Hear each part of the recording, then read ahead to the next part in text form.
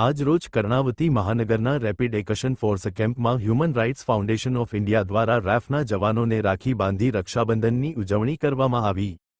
રક્ષાબંધનના પવિત્ર તહેવાર આવતો હોય દેશ વિદેશમાં વસતા ભાઈઓની રક્ષા માટે બહેનો રાખડી બાંધવાની વર્ષોથી પરંપરા ચાલી રહી છે, ત્યારે આજરોજ કર્ણાવતી મહાનગર ખાતે આશરે 200મી પણ વધારે રેપિડ એક્શન ફોર્સના વીર જવાનોને કે જેઓ દેશની સુરક્ષા માટે ખડે પગે રહે છે તે જવાનોની રક્ષા માટે ઈશ્વર પાસે પ્રાર્થના અને જવાનોના હાથે રક્ષા રાખડી બાંધવામાં આવી।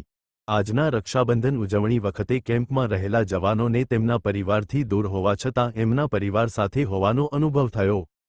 હ્યુમન રાઇટ ફાઉન્ડેશનના મહિલા સેલના અધ્યક્ષા શ્રીમતી જીજ્ઞા તિવારી સહિત કર્ણાવતી મહિલા ટીમ, જિગ્નેશ શાહ, પ્રદેશ સચિવ ક્ષિતેશ પાંડે, કર્ણાવતી ઉપાધ્યક્ષ સહિત કર્ણાવતી શહેરના હોદ્દેદારો ઉપસ્થિત રહી સહયોગ આપ્યો હતો। અહેવાલ જગદીશસિંહ ઝાલા ચોટીલા।